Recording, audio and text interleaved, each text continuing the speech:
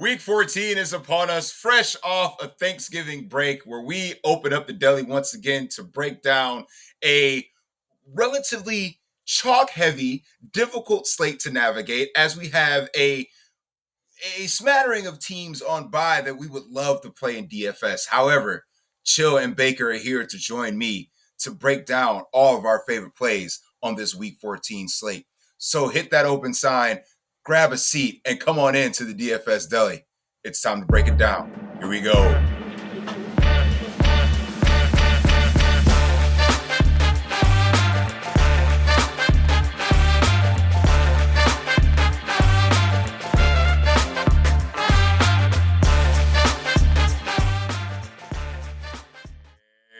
Welcome in to the DFS Deli. I am the proprietor of this delicatessen, Salih Ali Shahid, and I am joined tonight by my two best friends on the planet, Baker, Chill. Welcome on back to work.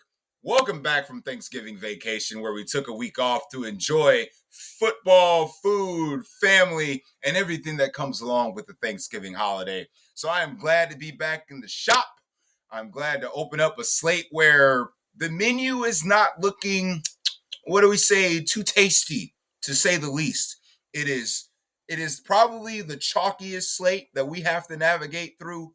Buys aplenty, injuries aplenty, but we're going to break it all down for you this week on the DFS Deli. First of all, got to get my introductions done. Baker, welcome back. How was Thanksgiving, and how's everything else going in your life? My life was good. I woke up, so I'm happy. Thanksgiving was fun. Spent time with the brothers, spent time with some family members. That was good. Week 13 was an interesting week. Thank you, Adam Thielen. Appreciate you, homie. Texans, y'all are very disappointing all fucking season. I'm sick of you guys. I'm sick of you. Done. I'm out of the Texans business.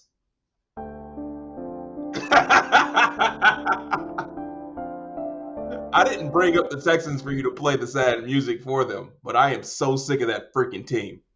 Hey man, you and I both played Texans last week, and it was definitely worth the dramatic music. So I get it. I mean, it still got me to a top 50, but at the same time, I'm like, if you guys do anything,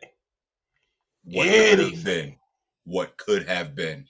I mean, I had the right Texans as well, with the right Jaguar on the comeback, and it just wasn't enough. Sometimes it just isn't enough. Chill, how was your Thanksgiving, man? What was going on? Man, Thanksgiving was good. Thanksgiving slate was okay. I was kind of flirting with some stuff there, so that wasn't bad. Week 13 was okay. Kind of just got money back, so can't really complain. And, let's get ready to dive on into a new slate here. I'm going to let you guys know right now that I was so frustrated on Thanksgiving because the football was just so terrible. You know what I decided to do at halftime of the 4 o'clock game? Go to sleep? No, I actually did not go to sleep. I put on Netflix to find a show to watch because I refused to watch football. And that's a lot coming from me because those games were so freaking terrible. So if you're looking for a Netflix show to watch, I'm going to go ahead and recommend one right now. Have you ever heard of The Madness? Fantastic show, by the way. Fantastic. So I decided to give it the first episode or whatnot. I think I thought I was going to watch the 8 o'clock game. And I binged the entire series. 8 straight hours on my couch watching The Madness from start to finish. And it was totally worth it. Great show. Highly recommended. So if you're looking to watch something new on Netflix, check out The Madness. Not sponsored, by the way. Not sponsored. But I could be. But yeah, we're going to break down the slate. But before, what we do here on the DFS Deli. We break down our favorite plays position by position. But before we do that, you know what time it is, fellas. It's time for us to raise the glass to the fall of our Week 13 slate. And the one I'm most hurt by, not Trevor Lawrence getting absolutely demolished, not Cedric Tillman being out again. No, we lost one of my favorite DFS players of all time to the IR. Taysom Hill Weapon X, Oh, Lord you Jesus. will be missed. So I raise the glass for you and all the others that have fallen in Week 13. I mean, you could have gone on a Christian McCaffrey rant, a Jordan Mason rant. We knew Christian McCaffrey was going to get hurt at some point, Baker. It just was a matter of time. Hey, remember that one time that one guy in our fantasy league traded a first-round pick for CMC to make a playoff push, but then traded away Saquon Barkley? Remember that? I remember that. I was there when it happened. Ouch. Yeah, big ouch. Probably, and he listens to this podcast, one of the worst fantasy trades of all time. Yeah, definitely Hands big brain down. that one. Definitely Hands big down. brain. Galaxy brain. Galaxy. 5-head play. 5-head play right there. 20-head play. Trades away Saquon to get CMC. But they weren't a part of the same deal. Like, he They trades weren't a for part of the same CMC, trade. Correct. and then trades away, like, to one of your biggest competitors in that league. Yes, which is the reason why I'm now in second place, because the renaissance of Saquon Barkley has taken over. But that's okay. We got the asterisk. We're headed to the playoffs. Doesn't Have matter. fun there. Maybe I'll see you there next year. Baker, do you need me to help you draft next year? Do you need Don't the forget, control? I did have the wise man. Next to me. He coagulated the squad that you see forth today. Baker, and of course, Jaden Reed decided to go 0 for 0 last night, but that was neither here nor there. On one target? Like, the fuck? One whole ass target, Baker.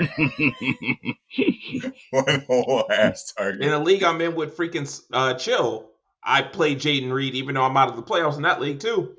We're rebuilding over there. We're legit rebuilding. Are you out? I'm out. I'm in the playoffs, so I don't really care what the hell happens this week. But yeah, I'm out. Even with a win, there's no miracle way for me to get there. Yeah.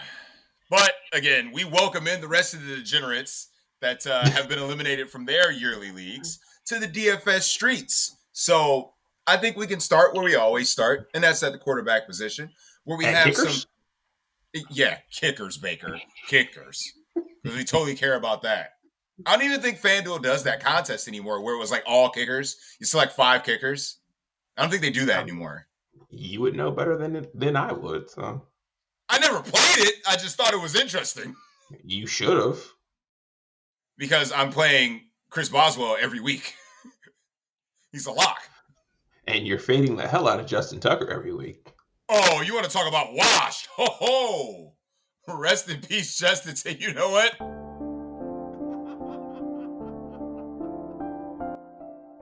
What happened to that guy? Holy crap. I mean, the man can't make a kick to save his fucking life. Yeah, he definitely lost in that game last week. That was on Justin Tucker. 1,000%. 1,000%. Period. Let's get into it. Quarterbacks, not kickers, Baker. Quarterbacks. Okay, quarterbacks. Chill. I'll kick it to you first. Who are we targeting this week at the quarterback position in your DFS lineups? Well, I mean, when the week started, I wanted to target Will Levis, but, he's one of the more chalkier quarterbacks on the slate. So I think that's going to be a fade for me now. I really wanted to play him. No, I mean, like, quarterbacks I'm probably looking at this week. I do like Baker Mayfield going up against the Raiders defense here. The Raiders don't have much to play for.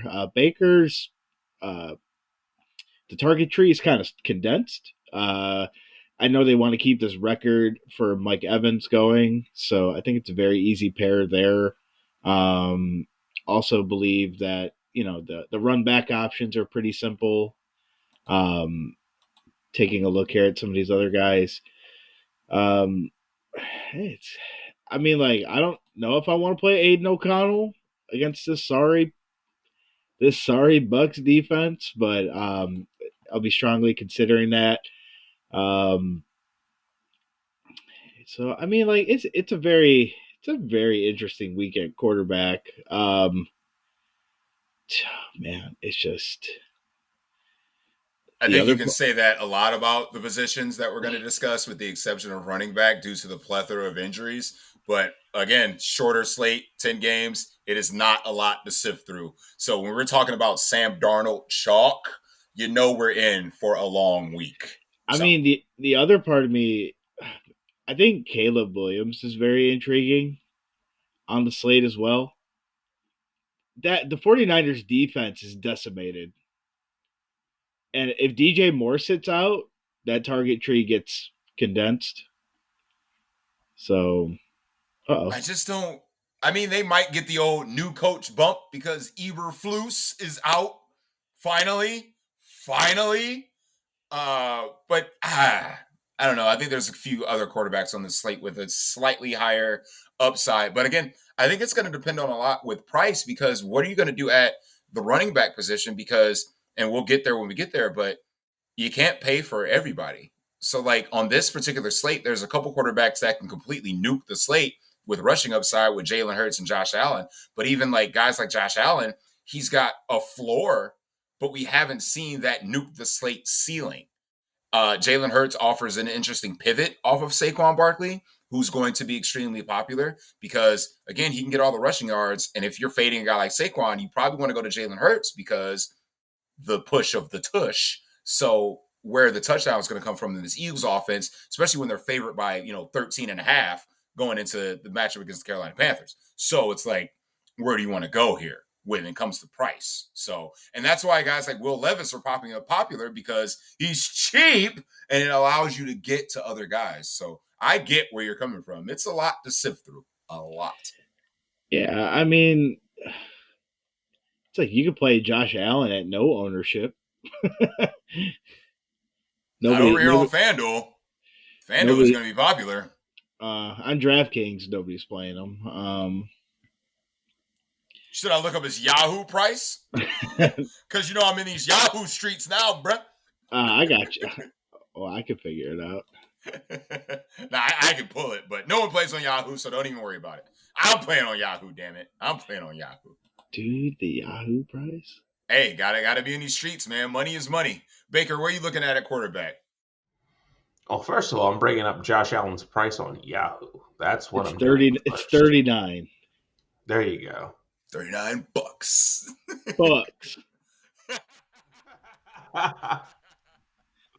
Bucks, Baker. Bucks. See, Sally, now I realize why you like playing on Yahoo. I just realized it. Go on. It includes the Sunday night game that you love so fucking much. Baker, first of all, I hate the fucking Sunday night game. Okay. let's keep it real here, okay? I mean, somehow you go from one site that includes the Sunday night game to a different site that plays a Sunday night game. I'm just saying, maybe you like the Sunday night game. All I know is that AOC, Aiden O'Connell, is a cool $22 on Yahoo, right? That's all that matters. Gross. But as far as in context, Jameis Winston is $23. You just play Jameis Winston. At that point. But go on. Who else are you playing? Not on Yahoo. Not on Yahoo. Not on Yahoo. No. We're becoming a Yahoo show. We would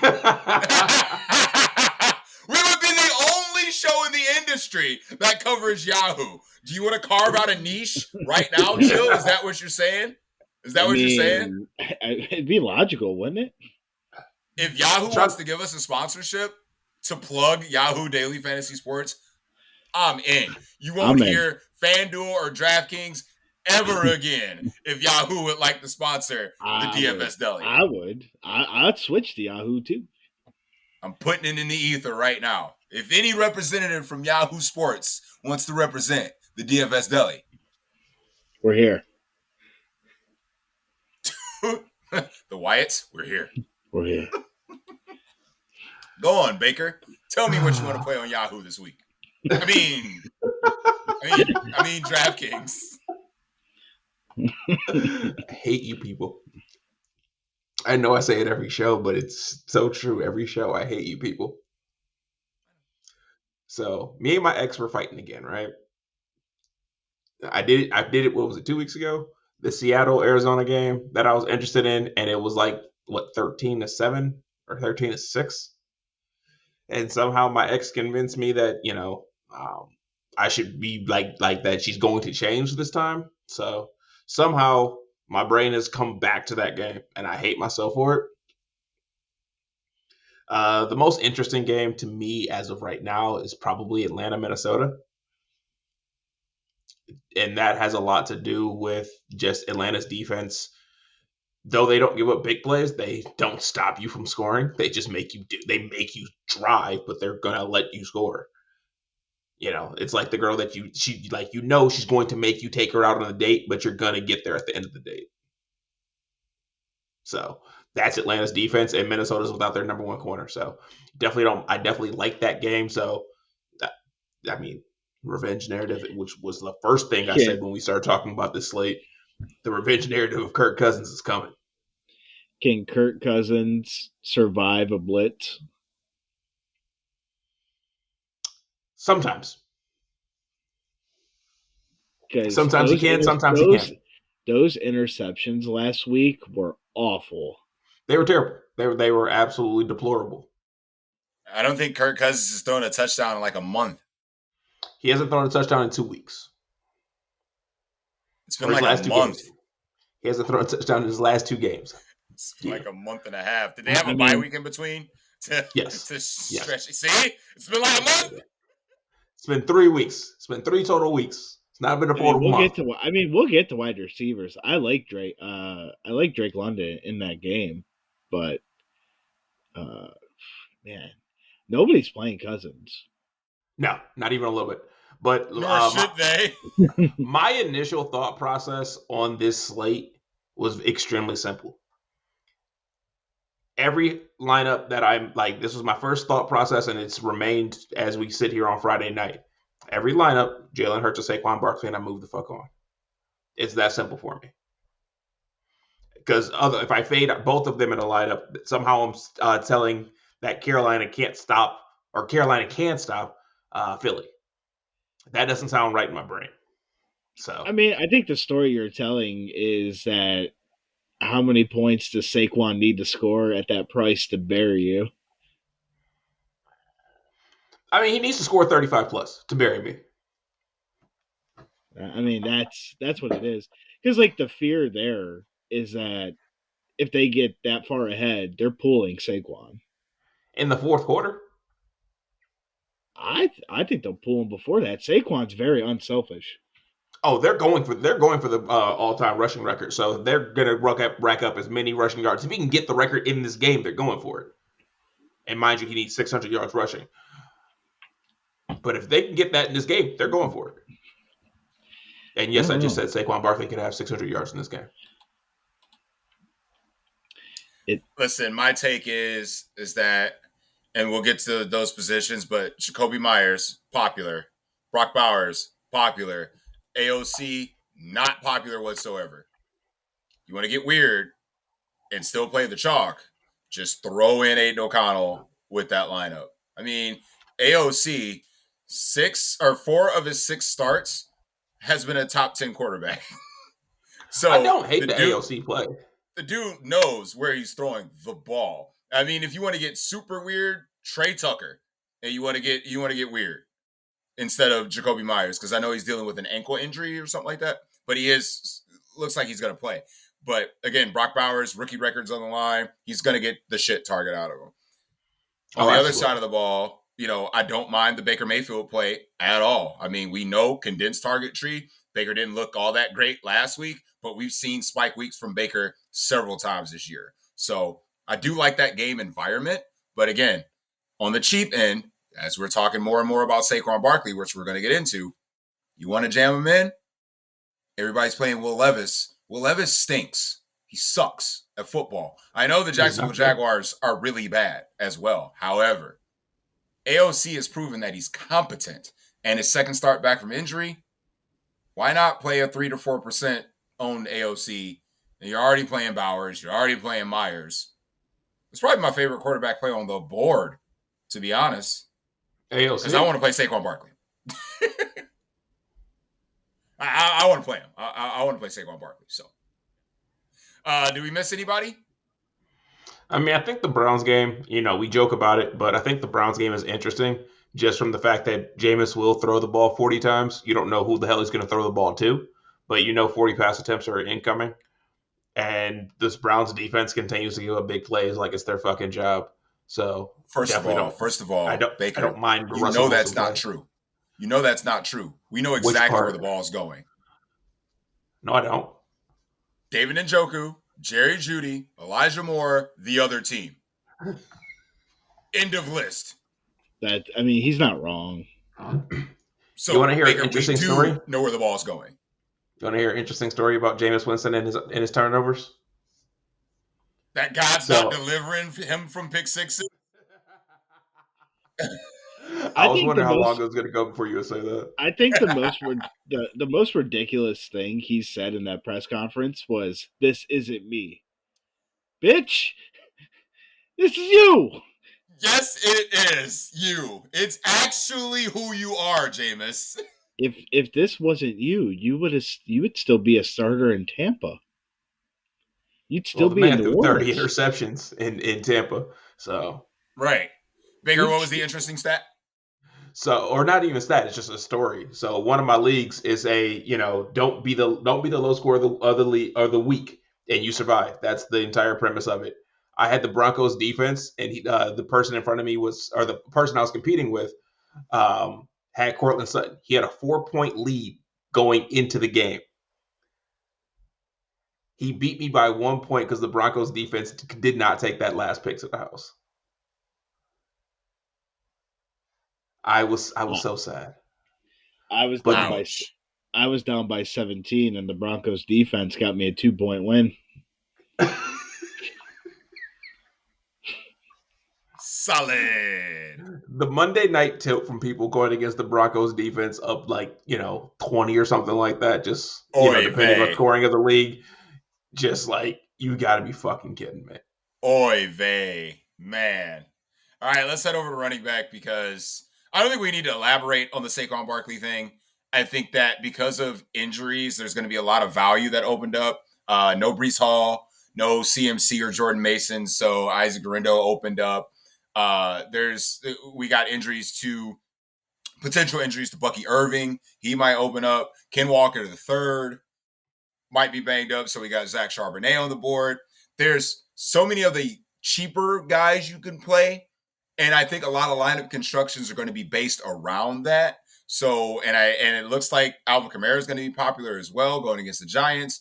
Again, no Big Dexy Sexy. He's out. So the middle of that Giants defensive front is banged up. So it's like, who are we going to play? You can't play them all. It's probably a 3 running back week. Obviously. I think it's definitely a 3 running back week. Yeah. So Baker, I'll kick it to you. What 3 are you taking? So I think the interesting thing is going to be if the injuries that we're talking about end up being the case, that means you open up Rachaad White, you open up Zach Charbonnet, and then you already have Isaac Guerrero cheap. How many builds start there and just say fuck Saquon and Alvin Kamara, or say play one of them with pick 2 of the others? I think that's going to be the real question. I'm not a fan of playing all 3 of them together. Obviously, that just isn't the way I play DFS. More than likely playing 2 of them and figuring out somewhere else. Running back's not the position where I want to get different this week. I think that's my biggest takeaway. But if for some reason I'm feeling spicy or stupid on Sunday morning when I build, I don't hate the DeAndre Swift play this upcoming week, especially if Nick Bosa is still out. We've seen the fact that this San Francisco run defense, it wasn't that great before. And since Nick Bosa's been out, they've kind of been getting just run all on and down their throats. And a little bit of another contrarian play on the other side of Alvin Kamara as well is Tyrone Tracy. The way to beat the Saints is via the ground. They've been halfway decent through the air all season, even though I've tried to pick on their secondary a handful of times. And that's continued to burn me. But the one way you're not getting it burned is playing running backs versus the Saints. So those are my 2 different plays at cheaper price tags. But besides that, I'm just playing the guys because it's just too simple. Chill, before I kick it to you, I'll give you two plays that I'm probably gonna enter in large field stuff.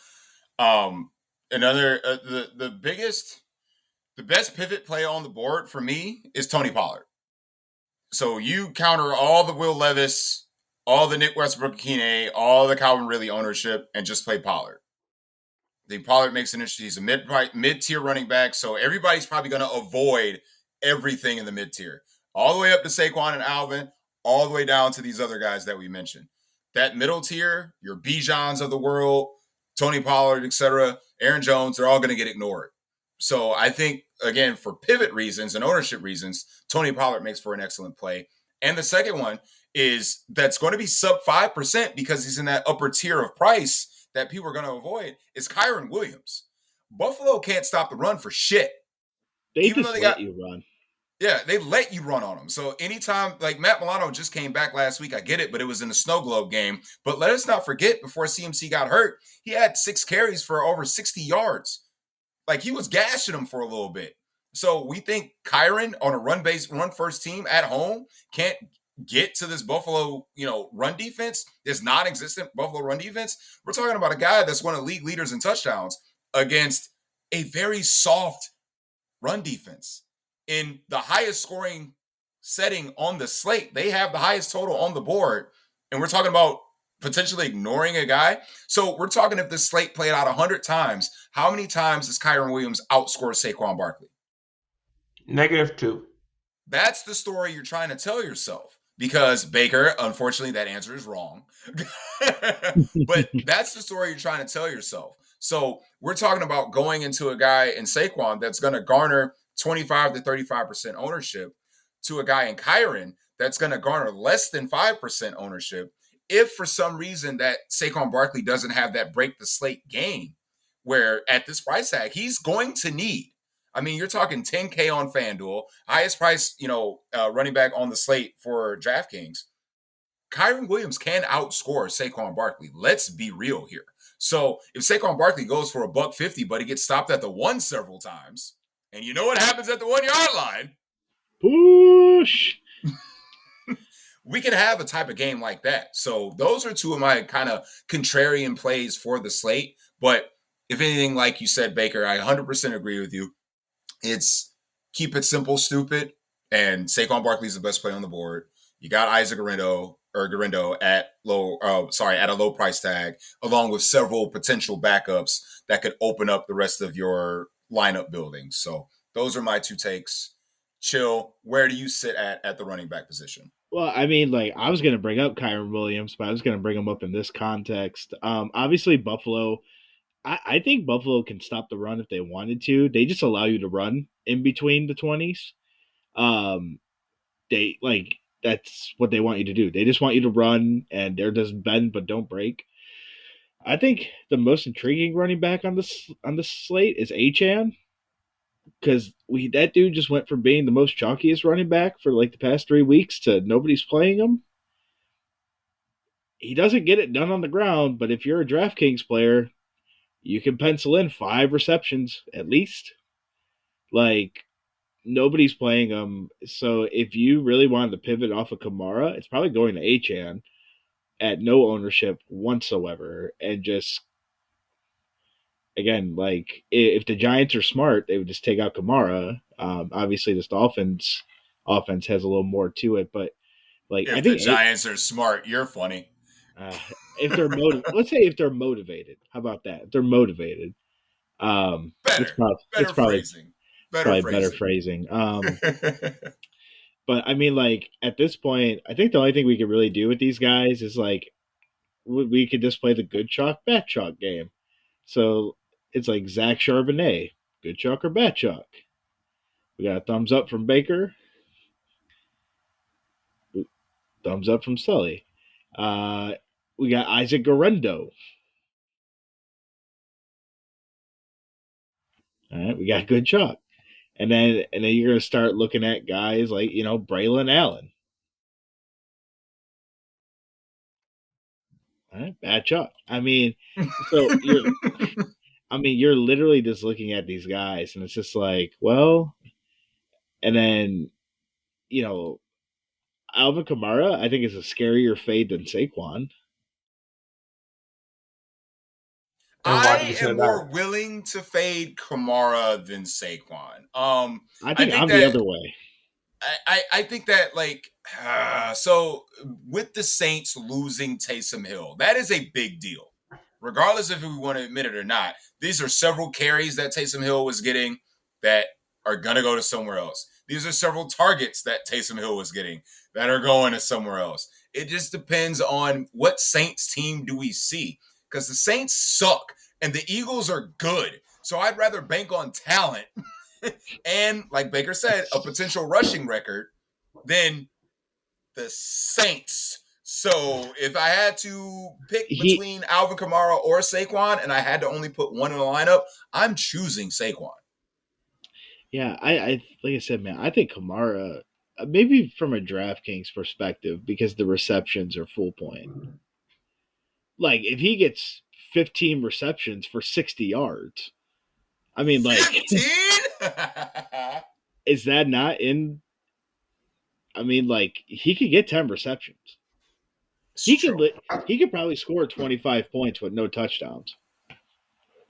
And like, who else are we going to throw to? MVS, Tipton, Jawan Johnson. Like, I get it. I get where you're coming from. I Totally mean, get it. so and Saquon, it's just like if Saquon only gets like 25, that's okay. If he gets 30, that's still okay.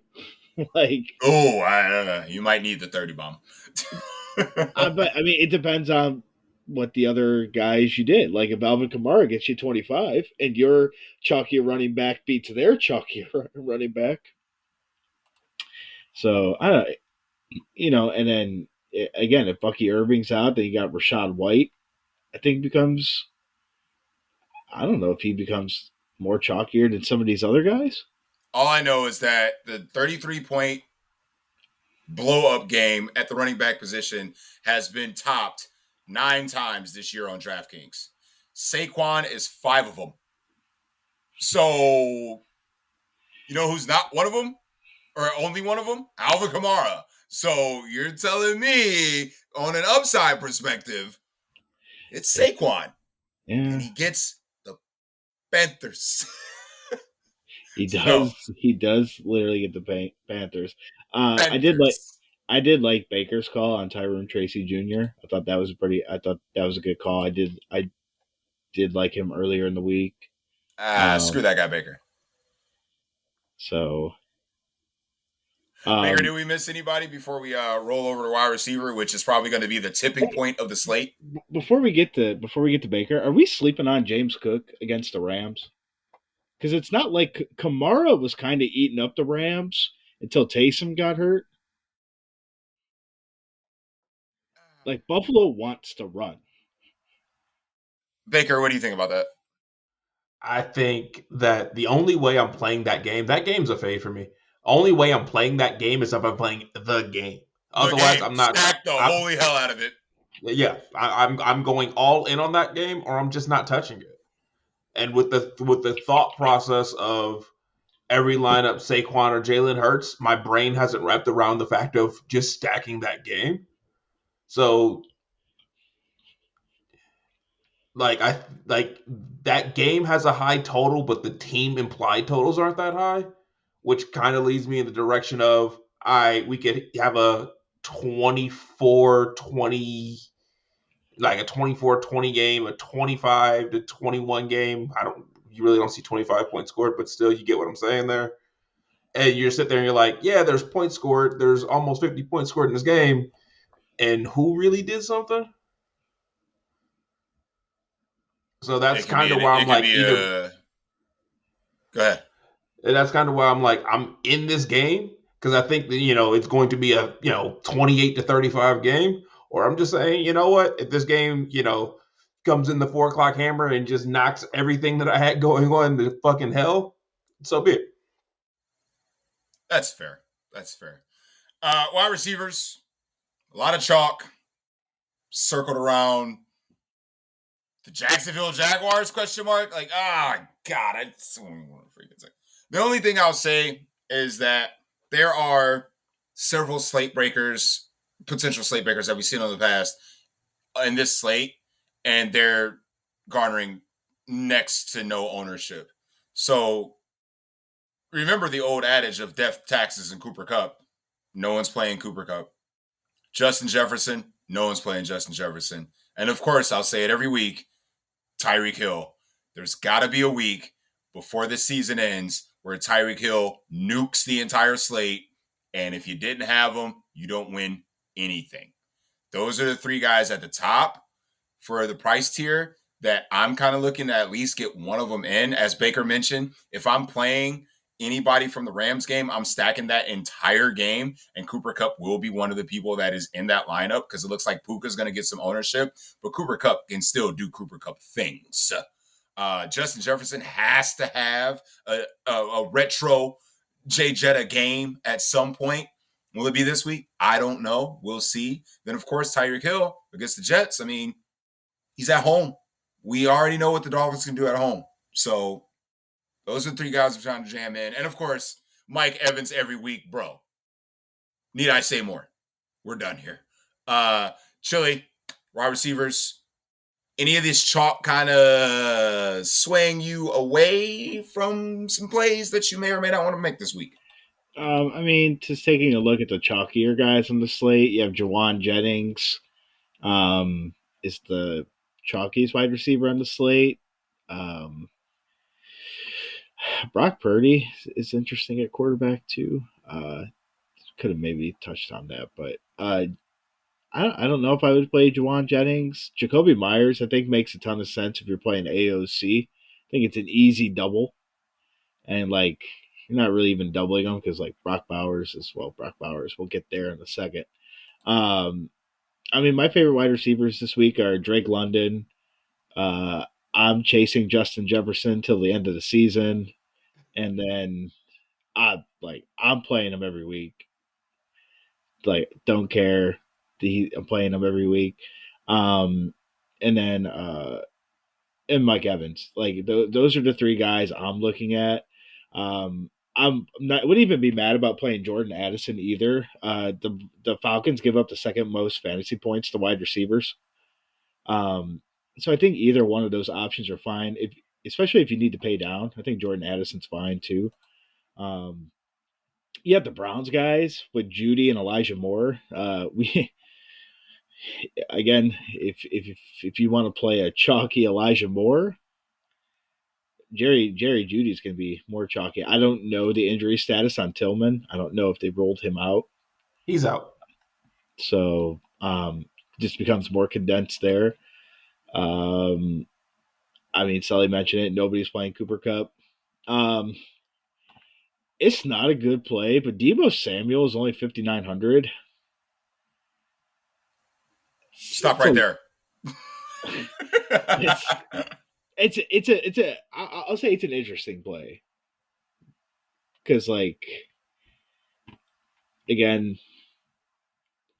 they may lean more on the passing game to see what they have with Purdy, to see if they have to pay ain't this no fucking ball. way, boy. Boy, ain't no way, boy. Boy, ain't So no my way, boy. so my logic would be is they need to see what they have with Purdy, and they're just going to make him throw the ball. I get it, man. The price is there for a reason, though. Dude like, has not done anything this year. And like the Bears' defense is not like a pushover. I mean, Jared Goff did carve him up, but that's Jared Goff, so let's not go too far here. And then I don't know what to do with the Seattle wide receivers or the Arizona wide receiver because like that game could be 20-20 or 13-3. Yeah, basically. And I never play the right side of it. I mean, that's kind of it. Like, yeah, it's Baker, your ex is in that game, so I mean, any intrigue in Marvin Harrison Jr. or JSN on the other side? We haven't seen anything from from DK Metcalf in a calendar year. So, like, I mean, where are you at? it's a weird game. I don't know where I am, if that makes sense. Obviously, a lot of the players that Jill mentioned I'm interested in. The Vikings wide receivers, Jefferson and Addison, definitely have interest in both of them. Mooney, London, definitely like both of them. Just as far as like cost wise, if I was going to play an Eagles receiver, it has to be the Slim Reaper because AJ Brown's just too damn expensive for his freaking 8 targets. That's just too damn much. But here's the thing I'm actually kind of interested in. If I'm gonna punt something all the way the fuck off just to jam in a bunch of bullshit, one of the most boom bust players in fantasy, Calvin Austin III. Just because I thought you were gonna say MVS, man. Just because Calvin Austin, or just because this Browns defense, we are susceptible to the big play, as it were, and Calvin Austin should see the least amount of Denzel Ward Jr. Don't ask me why I added a junior to his name. Yeah, I mean, Calvin Austin got him last game, and they did make Marvin Mims Jr. look like baby Tyreek Hill last game. So I'm in agreement with you on that one. I like Calvin Austin. If DJ Moore gets ruled out, I think Roma Dunze becomes intriguing at 5K. I mean, I love Roma Dunze every week, period. Roman. Don't ask. I don't know why. I'm sorry, Roman Adunze. Get it right. You could be, yeah. I mean, I think it becomes intriguing. I mean, we probably just play AJ Brown at no ownership, right? Absolutely not. Absolutely not. No. The dude attempted 12 passes last week. 12. I'm good. Hard pass.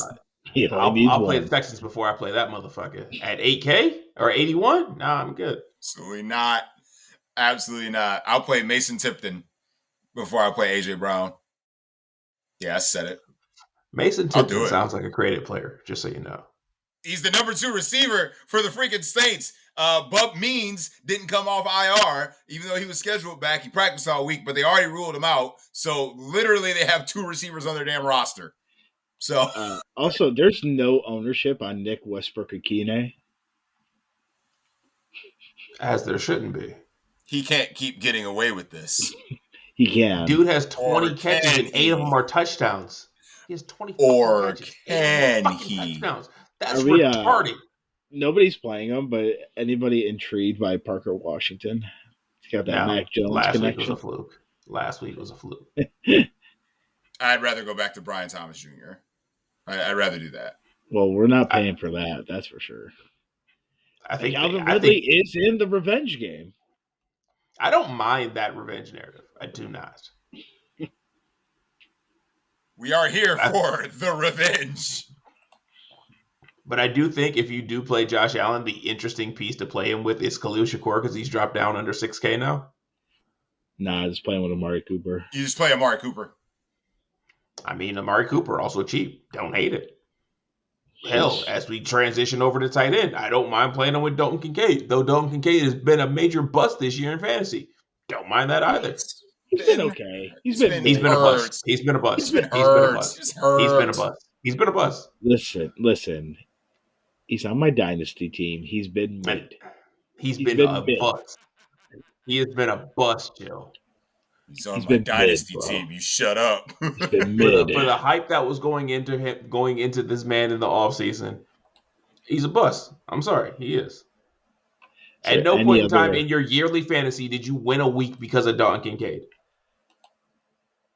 Well, the week I beat you by point something, the Dalton Kincaid. You didn't win it because of him. You didn't win it because of him. Well, if I didn't have his points. I think I mismanaged my team. I have a tendency of mismanaging my team versus you anyway. Shut up. Well, if you didn't play New England, if you left your defense blank, you win because New England got you -1. That's where he fucked up. Exactly. So I mismanage my team versus you every fucking time I play you. So fuck And off. then All right. and then I beat my next opponent on the Ramondre Stevenson stat correction. With Went all to that bed being said, Dalton went to Kincaid's bed a been loser, trash. woke up a winner. So basically, Kincaid- you're the Kansas City Chiefs of your fantasy leagues, Chill. Of Dynasty, yeah, I'm kind of a fraud playoff team. He's over here. He's over here paying off the commission for every fucking win. Some bullshit. The Are Patriots you ready defense to is jump actually here? top. I did barely lose last week, so that was kind of karma sneaking up to get me. But The Patriots defense actually scored 40 points that week. It's just that Chill paid them off. yeah, to get -1, yeah. Yes. Are we ready to jump to tight end, boys, or do we miss anybody It's around I receiver? don't want to talk tight end. Shit. I'm just trying to see. You want to talk about our client Brock Bowers right now? He's I'm just everybody's going through wide client. receivers. There's going to be so many people's clients on Sunday. I think the only other one, nobody's playing Malik Neighbors. Maybe And rightfully for good so, reason. but he For does good have he's got the narrative. What narrative? He's got the I'm mad narrative. What, the squeaky wheel? Yeah, he's got the squeaky wheel. Plus, he's going back to Louisiana, right? Or is that game Okay. at New York? It's at New York. Oh, well, he's playing the Saints. Yeah, Malik Neighbors, I don't care about the drops. Just keep throwing me the ball. That Malik Neighbors. Yeah, Hey. couldn't care less. Oh, anywho, tight ends. Yeah, Brock Bowers, the chalk du jour. Again, rookie records, et cetera, et cetera. We saw him nuke the Slate last game that he was in on an island. It's just like, I mean, the funny way to play it is play AOC with him. Can we just state the obvious that Brock Bowers is the best tight end in football? Currently? Yeah. Can't disagree with that. Trey McBride's giving him a run for his money in that aspect. I think Brock Bowers is better. Trey Boo Boo just needs to score receiving damn touchdowns. Not recovering fumbles in the end zone, not tight end arounds for rushing touchdowns. No, he needs to get in the box via the pass. I mean, Baker, this man's getting it done with Gardner Minshew, the Riddler, for a hot minute, the Riddler, AOC. But now he's got AOC, boys. Now he's got AOC. Also, I mean, can you imagine what he's going to do next year with Shedeur Sanders? Ooh. Shedor's not falling that far. Another hot take here. He should be rookie of the year, right? No, because he doesn't play quarterback. It's rookie of the year. I understand. He's the best rookie. I understand what the homework assignment was. He's the best rookie. I'm still submitting my answer, and my answer is still Jaden Daniels. I don't think it's Jaden Daniels. I think Bo Nix is better than Jaden Daniels right now. Here's the thing. Brock Bowers won't finish in the top 3 of votes for Rookie of the Year. Oh, he finishes in the top 3. Nope. Yeah. He finishes ahead of Caleb Williams. Hell, Michael Penix might finish above him. He's not. Michael Penix ain't starting. Exactly, that's my point. But he plays the correct position. Yeah, I still think that award should go to Bowers. Yeah, just like Saquon should be the MVP, but guess what? It's going to Josh Allen, so deal with it. No, I think Saquon needs to break the record that I think he's got. Unless Josh Allen really pushes his stats up, I think Saquon's winning MVP. If he breaks the record. Now, if he falls short of the record by 1 yard, he doesn't win MVP. Isn't it funny that Lamar stats didn't deserve MVP, but he won MVP? Now his stats actually he deserves the MVP. He's not going to win. Well, the MVP. listen, if we are talking about who actually deserves MVP, it's Joe Burrow. I told my boys on the podcast today, you know who actually deserves MVP and would get my vote? Baker Mayfield. No, you're both wrong. You are both wrong. Burrow. You're both wrong. How much we care about tight end right now? You are the both conversation wrong. Just took a 180. You want to know who the real MVP is? Y'all ready for this? Vontavious Porter. That's not what I was going to go with, but I do appreciate it.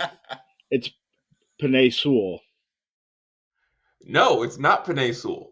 That's a really good He's one. got sacked more than he's allowed sacks, I think. No, that's 100% fact. That's a fact. It's the best player on the best team in the NFL. Patrick Clearly. Mahomes. The fucking referees.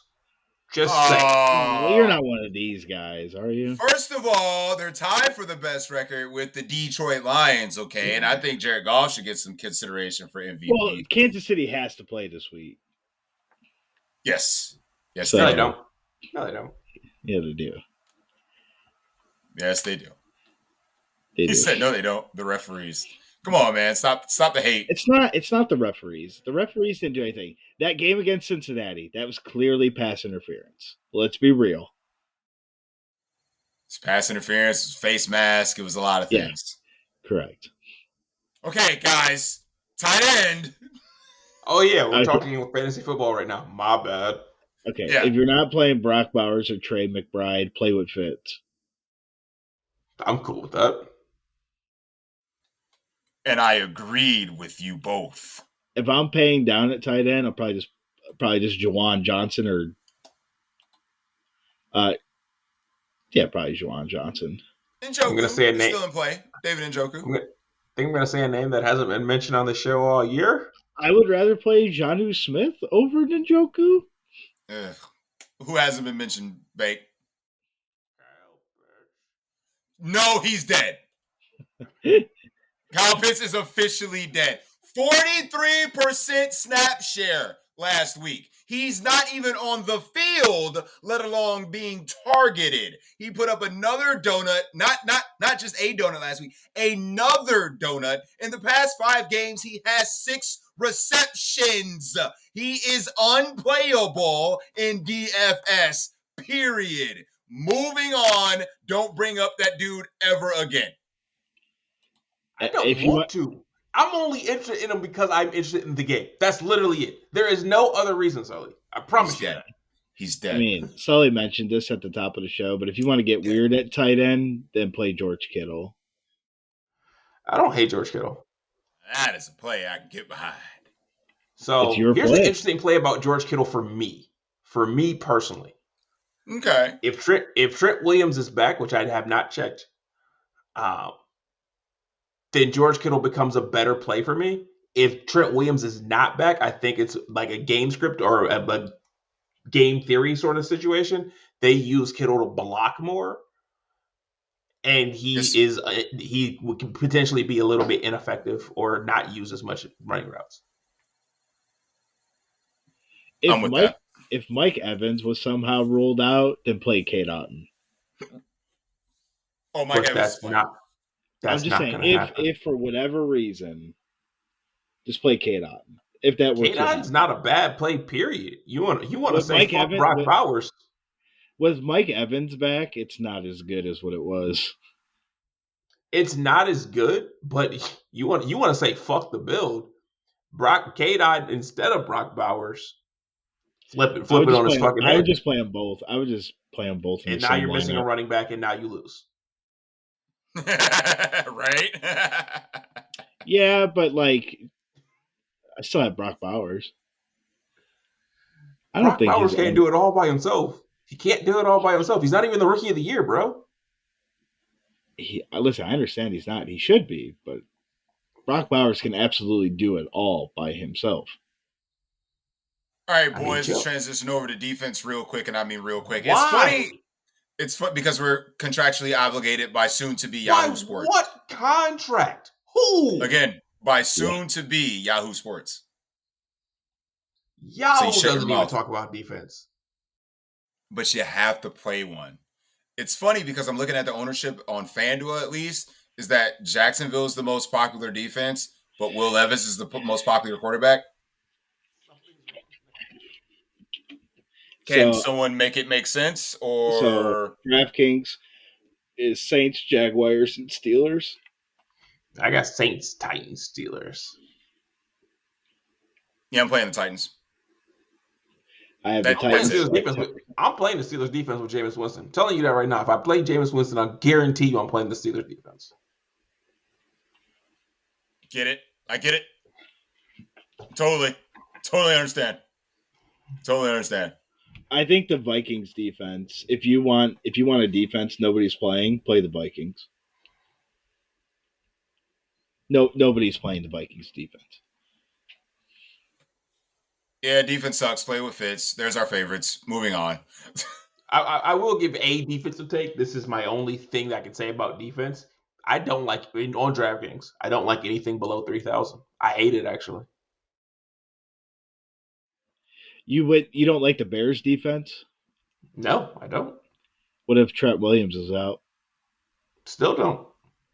At 2,400, I don't think I mind the Bears defense if Trent Williams is out.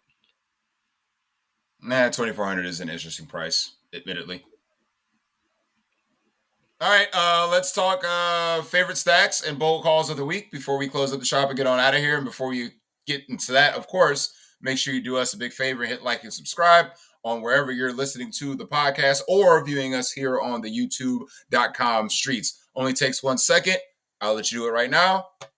Thanks for the like. Appreciate it. Gets us the more traffic to people that show us love here at the DFS Deli. So, Chili, favorite stack of the week. And I need something bold that the people can stick to. All right.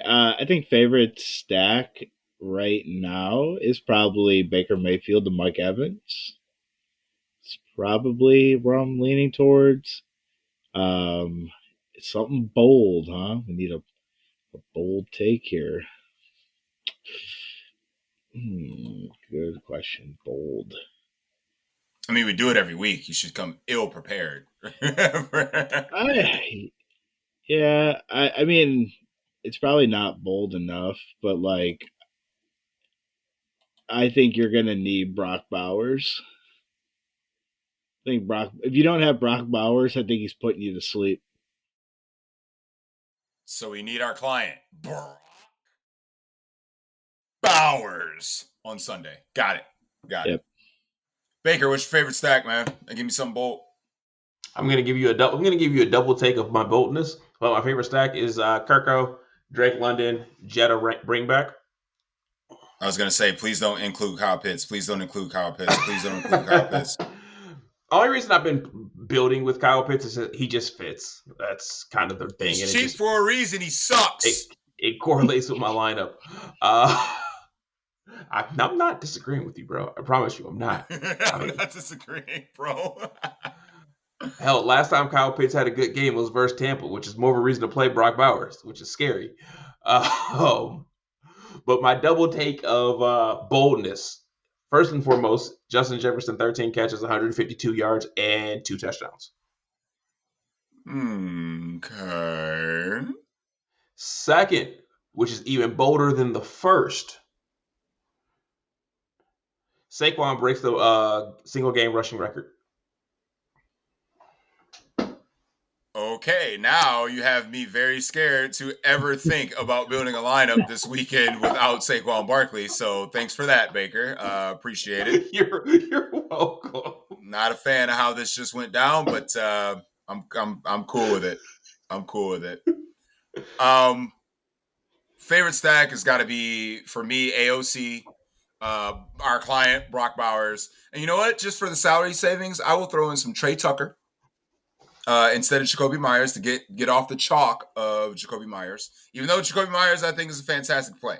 But I think we saw a little bit of burst with his touchdown catch last week from Trey Tucker. I think that he's going to be not an essential piece, but a good piece. And, of course, Mike Evans on the bring back because, of course, Mike Evans every week, bro. And I think the bold call for me is going to be Kyron Williams is your number one scoring running back on the slate. I like it. I like the take. Yep, absolutely. So, Baker, closing thoughts as we get into the terrible Week 14 slate. Don't fade Saquon. Don't do that. Just don't do it. Don't do it. Okay. All right. Don't fade Saquon. Got it. Chilling, closing thoughts for the people before you get on out of here? I mean, in terms of real football, only one game really has true playoff implications. You could probably argue for two, but it's the Rams, not the Rams, the Cardinal Seahawks game. The Buffalo Rams game, I kind of has playoff implications, but not really. Um, if you want to say it's a must win for Buffalo, because they got to go to Detroit, because like with Detroit beating Green Bay, Detroit can afford to lose to Buffalo now, just in case, truthfully. But I mean, in terms of playoffs, if you're looking at it from a real football perspective, those are probably the two intriguing games on the slate, and then you got Chargers, Kansas City, um, at Arrowhead, so that'll be a good Sunday night game at least. It's a must win for the Rams. You think the Bills fucking care? They're the AFC East champs. They're automatically hosting a playoff game. The number one seed, yes, I get, but that's a luxury at this point. You think they care? I do, because I don't think the Bills can afford to lose back-to-back games because they got to go to Detroit. So they're beating Detroit. I'll say it now. They're beating Detroit. They may. I mean, with Detroit, with all the injuries. Detroit is so banged up. Oh, my God. I mean, but that game becomes uber intriguing because Detroit wants to run the ball and Buffalo lets you run the ball. Oh, play all the David Montgomery and Jahmyr Gibbs you can. Listen, if we're sneak peeking to next week, play the Ravens. That's who you're playing. They're playing the Giants. Lamar doesn't even want to be on a bye week. He said, I want to play New York now. Oh, poor Giants. Next week, you are stacking the Ravens. You're going to make it fit. we're gonna make it work, damn it. So, because Lamar already basically wants to come out, and with his mama saying that he isn't running enough. Even his own mama said he ain't running enough? Yeah. Yep. His mom called him out on it. Yep. Huh. Interesting. Well, I guess that's a good note. Give the old sneak peek for next week. I like that. Make sure you check out our boys Jimmy and Evan over on their No Broken Legs podcast. I did do a little guest spot over there for them this week. I'll leave a link in the description below to check those guys out. And for Baker, for Chill, I've been your host, Sully, and I guess we'll go ahead and close up the shop, and we'll see you all at the top. Peace.